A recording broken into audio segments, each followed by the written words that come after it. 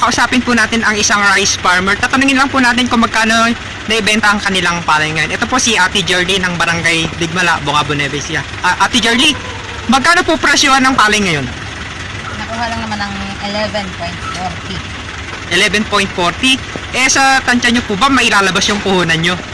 Malabo. Magkano po ba yung naging puhunan nyo sa pagtatanim ng palay? Ako, laki ng gastos namin. Umaabot na ng 40 mil. 40,000. Tapos sa tansya nyo, ilan yung magiging benta? Nasa 30 plus lang. Di lugi. Paano yun? Di walang kayo makakaparte. Wala talaga, sir. Zero. Magkano po ba ngayon presyuhan sa palengke ng palay? Hindi ko alam pero pag sa aking bukid talaga, ganun na yung kinukuha mo. 11.40. Hindi ba lang siya sasakto sa puhunan? Wala talaga. Kulang na kulang. Hindi sapat. Login din. Pati yung mga naggagawa sa bukid ay laki ng lugi nila. Kasi sabagay yung amin pagod lang naman. Yung namumuhunan ang kawawa.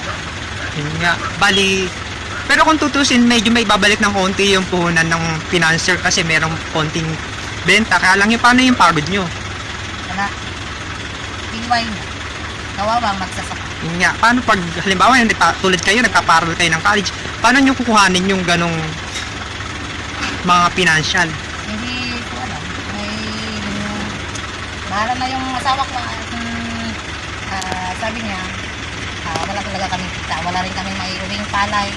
Zero talaga, yan o. Ito lang yung kita bumaka. Wala kami, uuwi kami ng luhaan. Yun nga. Mas mainam pa nga po yung ibang halimbawa, nasa ibang sektor na mas malaki yung kita kumpara sa inyong magsasaka. Tama po ba? Oo, mas maganda pa yung kontrakto. Malaki ang kita. May mansion na bahay. May magarang kotse. Meron sila mga milyones. Samantalang magsasaka. Nga nga. Yun. At yun na lang po. Maraming salamat.